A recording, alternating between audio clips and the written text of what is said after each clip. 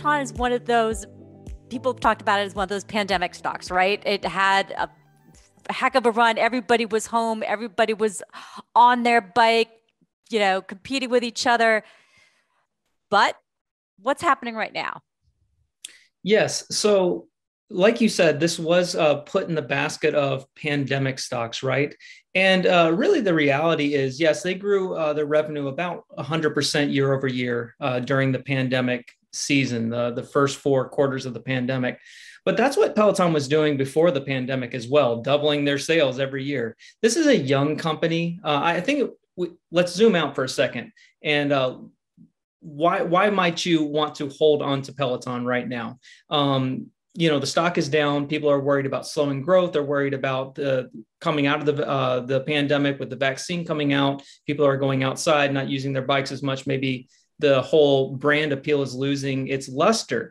But in reality, this is a young brand, okay? They shipped their first bike in 2014, not even 10 years ago. So 7 years ago, they shipped their first bike. And over that short amount of time, they've already been elevated to top tier brand status. So a company named Comparably, they just ranked brands out there. Peloton took the #1 brand spot right now, ahead of companies like Amazon. There's another brand survey called the Brand Awareness Index. Peloton takes the #2 spot behind Apple. It's ranked ahead of things like KitchenAid, things like Lego, as far as brand recognition. People love the Peloton brand.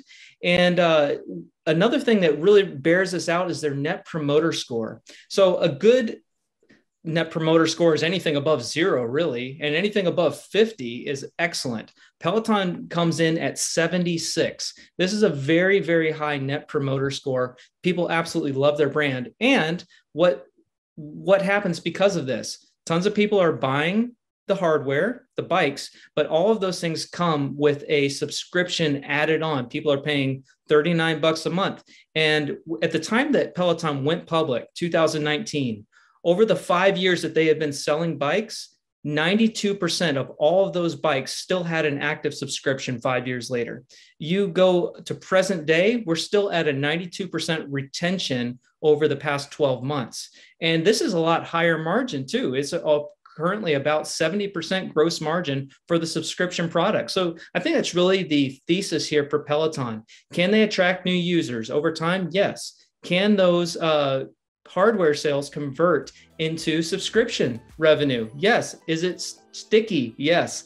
And can that throw off good profits in time? Yeah, I really believe it can.